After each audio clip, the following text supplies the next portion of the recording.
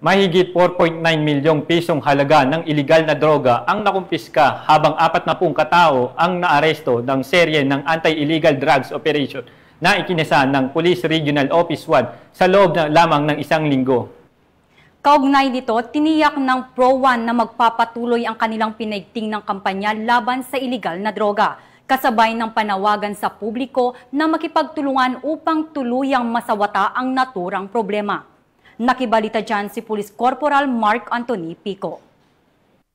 Pinaigting ng Police Regional Office 1 ang kampanya kontra iligal na droga mula August 29 hanggang September 4, 2025 na nagresulta sa pagkakasamsam ng aabot sa 4,909,837.20 na halaga ng ipinagbabawal na gamot.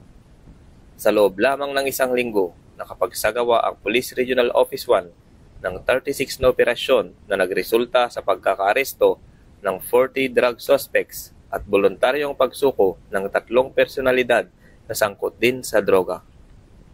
Kabilang sa nakumpiska ng mga otoridad, ang 413.79 gramo ng shabu, 50.43 gramo ng tuyong marijuana, 10,250 fully grown marijuana plants, at 1,000 marijuana seedlings.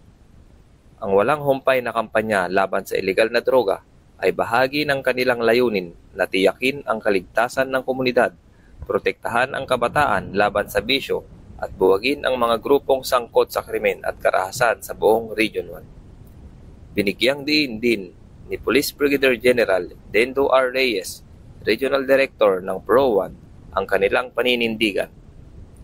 Bawat gramo ng droga na nasamsam, bawat halamang binunot, at bawat sospek na naaresto ay hakbang tungo sa mas ligtas na kinabukasan ng ating mga pamayanan. Hindi titigil ang Pro-1 sa laban kontra iligal na droga. Pahayag ni Police Brigadier General Reyes. Ang tagumpay na ito ay nagpapatunay na ang kapulisan ng Region 1 ay maaasahan, malalapitan at mapagkakatiwalaan. Mula dito sa Ilocos Region, ako ang inyong PNN Correspondent, Police Corporal Mark Anthony Pico. Alagad ng batas, tagataguyod ng balitang pulis.